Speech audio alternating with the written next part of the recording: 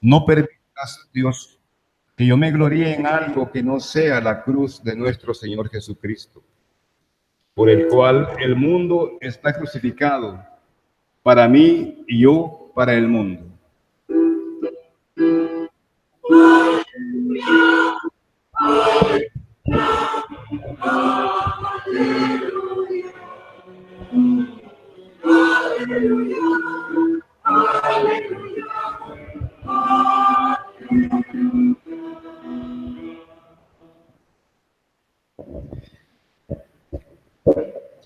El Señor esté con ustedes. Y con tu espíritu. Lectura del Santo Evangelio según San Marcos. Gloria a ti, Señor. En aquel tiempo Jesús y sus discípulos se dirigieron a los poblados de Cesarea de Filipo. Por el camino les hizo esta pregunta: ¿quién dice la gente que soy yo? Ellos le contestaron: algunos dicen que eres Juan el Bautista, otros que Elías y otros que algunos de los profetas. Entonces él les preguntó: ¿y ustedes quién dicen que soy yo? Pedro le respondió: tú eres el Mesías. Y él les ordenó que no se lo dijera a nadie. Luego se puso a explicarles que era necesario que el Hijo del Hombre padeciera mucho, que fuera rechazado por los ancianos, los sumos sacerdotes y los escribas, que fuera entregado a la muerte y resucitara al tercer día. Todo esto lo dijo con entera claridad. Entonces Pedro se lo llevó aparte y trataba de disuadirlo. Jesús se volvió y mirando a sus discípulos reprendió a Pedro con estas palabras: apártate de mí, Satanás, porque tú no juzgas según Dios, sino según los hombres. Después llamó a la multitud y a sus discípulos y les dijo: el que quiera venir conmigo, que renuncie a sí mismo, que cargue con su cruz y que me siga. Pues el que quiera salvar su vida la perderá, pero el que pierda su vida por mí, por el Evangelio, se salvará. Palabra del Señor. Gloria a ti, Señor Jesús.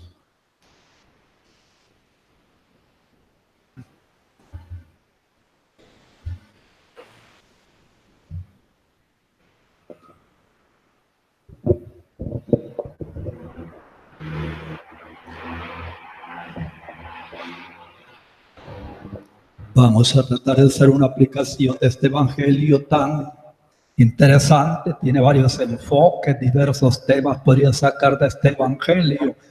Pero yo quisiera basarme en algo que me llama la atención y se trata de que Jesús es un hombre con propósito.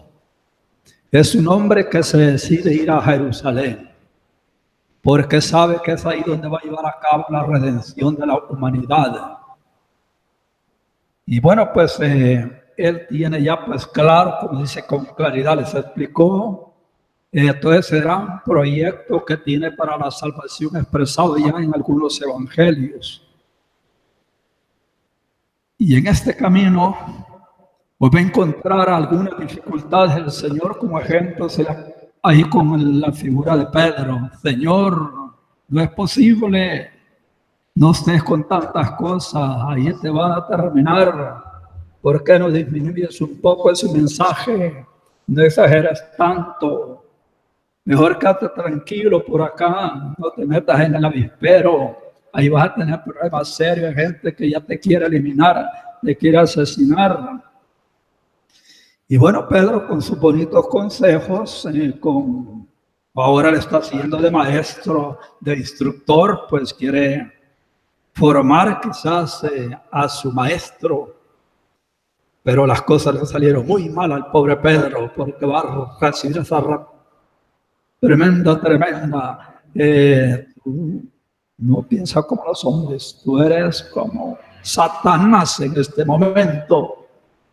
no comprendes, no entiendes el proyecto de Dios, no sabes por qué yo quiero ir a Jerusalén. Ese es mi plan, ese es mi proyecto, mi meta, mi ideal, y yo quiero ir. Por lo tanto, no me gusta mucho tu manera de ser y de actuar, porque hoy en este momento tiene que haberle dicho, no está guiado por el Espíritu de Dios.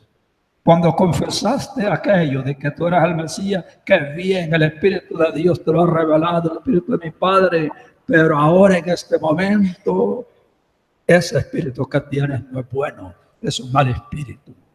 Ese espíritu satánico que tiene, es el que estamos viendo. Y mire qué interesante hablar sobre los diversos espíritus que a veces nos mueven a nosotros los seres humanos, aunque seamos personas de iglesia, sin embargo, muchas veces interfieren ciertos espíritus que no son de Dios. Y se necesita cierto discernimiento para ver, digamos, ubicarnos y ver qué es lo que está pasando. ¿Por qué esta reacción es mía? ¿Por qué estoy pensando de esta manera? Esto no es según el plan de Dios. Pero hay veces estamos bien lúcidos, tenemos tanta claridad, somos guiados, inspirados por el Espíritu Santo. Y qué bonito nos salen las cosas. Estamos muy de acuerdo con el proyecto de Dios. Pero desgraciadamente no es así. Todas las veces, en algunos momentos, pues parece que esa influencia del maligno, como dice Pedro, ronda alrededor nuestro como león rugiente buscando a quien devorar.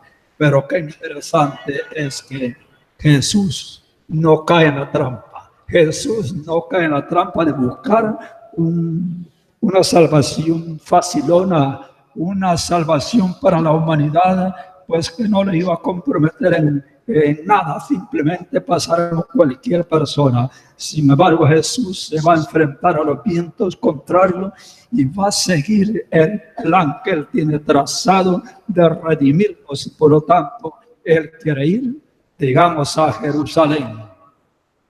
Se ha comprobado que las personas que tienen bastante fortaleza, resistencia, y eso lo descubrió este gran hombre Víctor Frank en esas calderas de los nazis, en esos hornos, en esos lugares de exterminio, que dice que uno de cada 28 personas sobrevivía.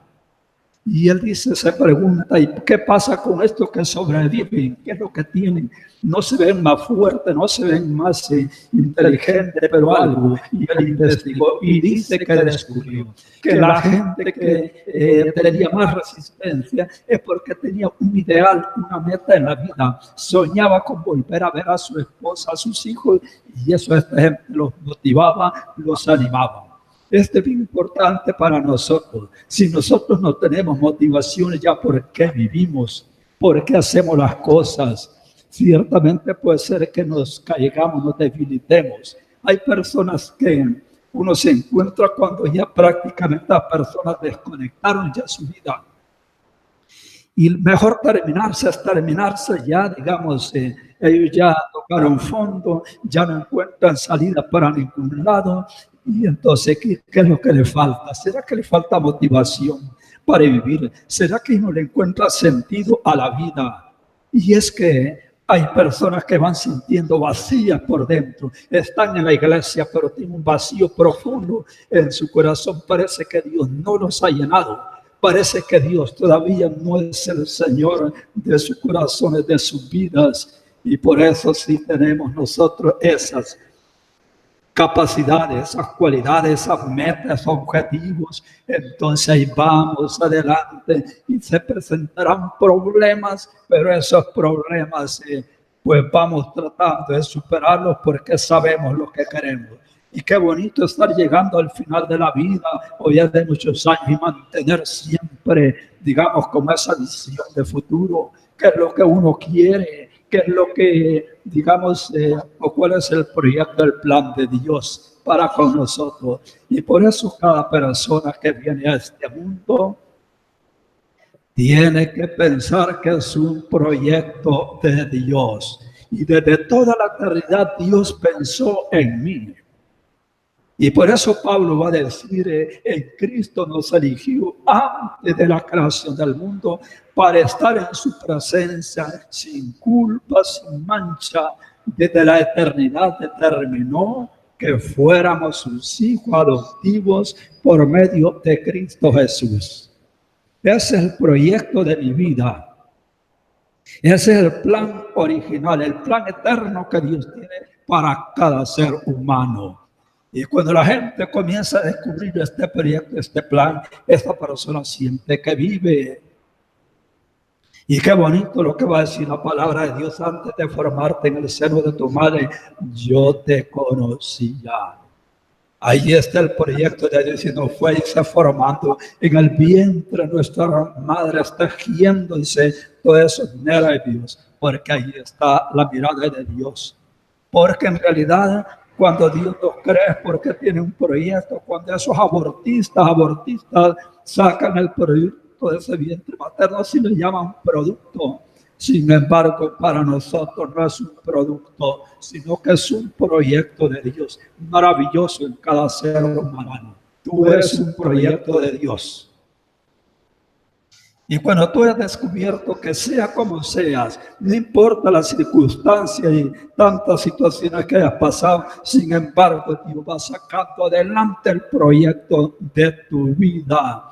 Y por eso yo estoy aquí, no por pura casualidad.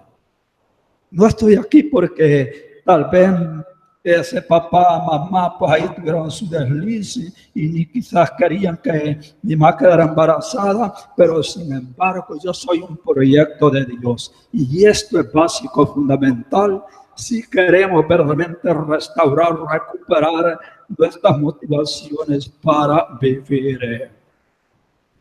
Entonces no soy, pues, digamos, objeto de casualidades, nadie de lejos y a veces apareció con amor eterno, te he amado, por eso es reservado, gracias para contigo. Mira qué hermoso, con amor eterno te he amado. Entonces, si usted y yo tenemos conciencia de esta realidad, de esta verdad, de esta revelación, entonces parece que nuestra vida va a tener otro giro, otra orientación. Y por lo tanto, Dios planificó lo que yo sería. Qué interesante esto. Ni mis padres planificaron cómo yo sería. Yo no soy ciertamente una serie de personas que son como de una máquina. No, yo soy único, irrepetible, original, delante de los ojos de Dios, y por eso tengo que sentirme ciertamente que soy alguien que tiene delante de mi persona el proyecto. Mira, hermanos, qué maravilloso fue esos millones y millones de espermatozoides que le tiró mi papá y mi mamá. Uno solo el que llegó, solamente uno, y eso fui yo. Podría haberse colado otro por ahí con otras características, pero no, se lanzó, su proyecto salió y le ganó a todos como un vencedor y victorioso, y eso soy yo, ese es usted. Entonces, por lo tanto, como usted tiene, digamos, una visión negativa, derrotista de usted, usted está desubicado, usted no tiene prácticamente la visión que Dios tiene sobre su persona. Dios ha planificado todo de la eternidad, claro, pues siempre respetando la libertad de los seres humanos. ¿Qué familia iba a ser la mía? ¿Quién mis hermanos? ¿Qué ADN iba a tener? ¿Cuál era mi genética? ¿Con qué circunstancias me rodearían?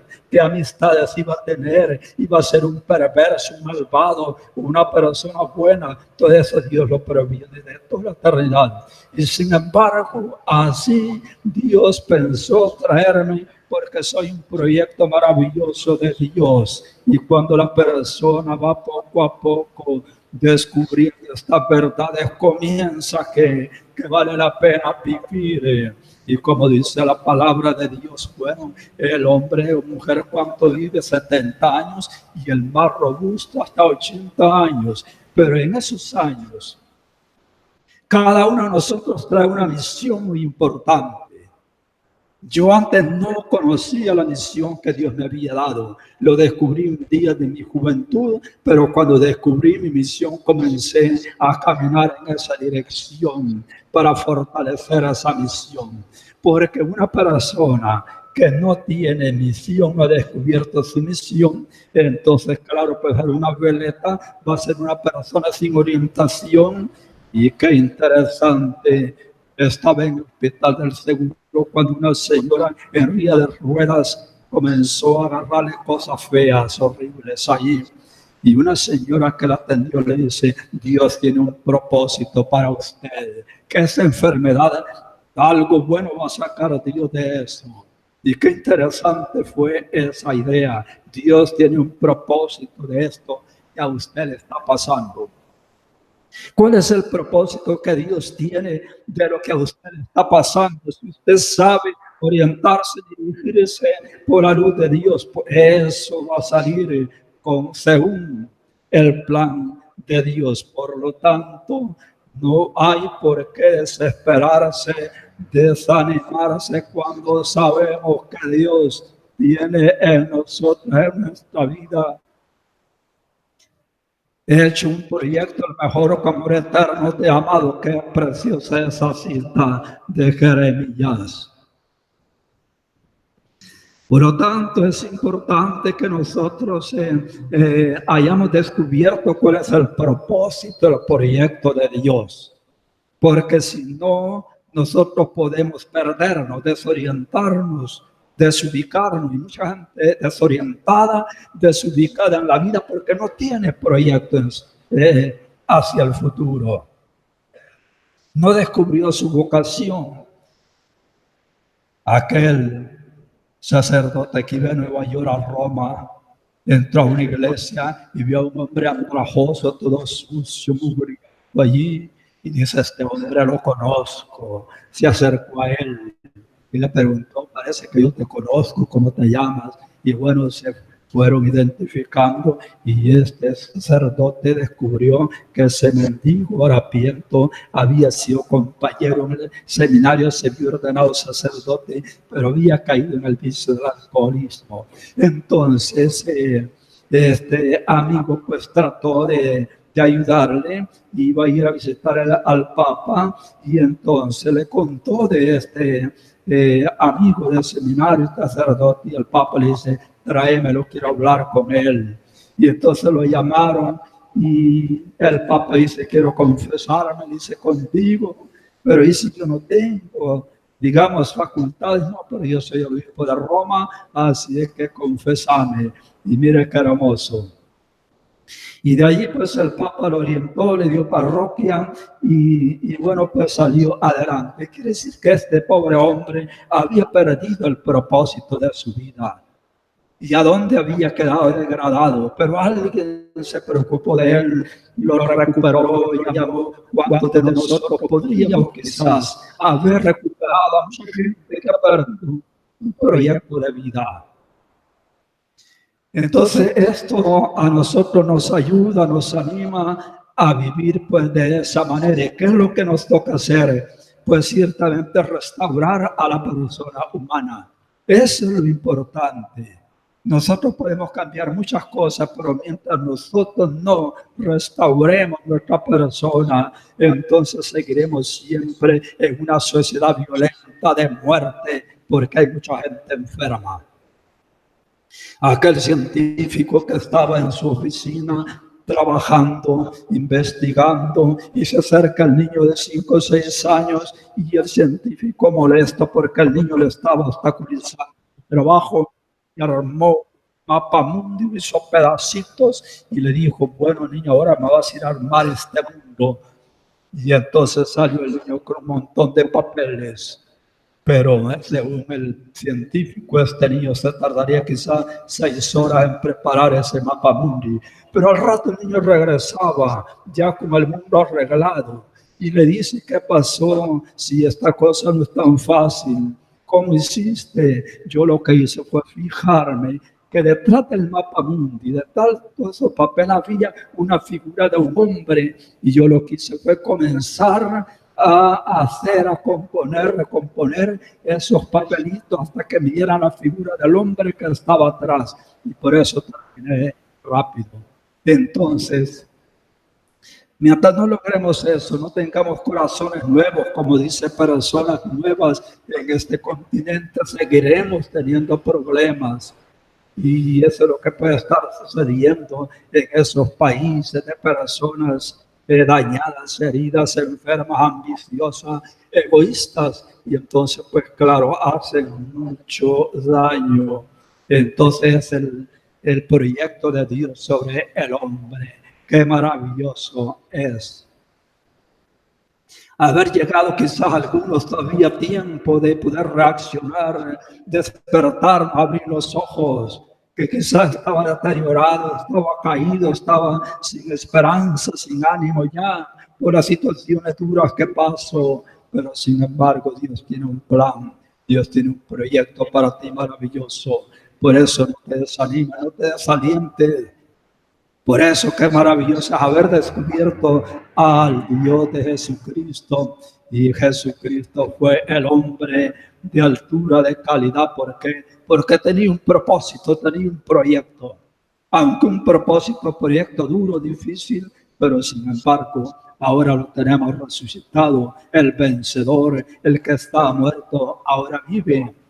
¿Por qué? Porque Él entregó su vida para un proyecto maravilloso de Dios. Puede ser que usted también tenga todavía que reubicar, orientar su vida. Tendremos un taller de formación de evangelizadores el próximo domingo. Y mire qué interesante, hay personas que están llegando porque ellos quieren tener un propósito, un proyecto de ser evangelizadores en la iglesia, de ser misioneros. Ya no quieren quedar simplemente asistiendo a misas dominicales. Ya no quieren ser, como dicen, rateros solo por ratos, sino quieren estar ellos a tiempo y a destiempo proclamando la buena nueva de Jesús. Entonces, puesto cada uno de nosotros es un proyecto maravilloso de Dios. Descubramos pues entonces cuál es el plan que Dios en su amor infinito, su amor eterno, tiene sobre mi persona, y entonces comenzaré quizá a disfrutar mejor mi existencia por el paso por este mundo. Que el Señor nos guarde, nos protege y nos defienda. Amén. Nos ponemos de pie. ¿Creen ustedes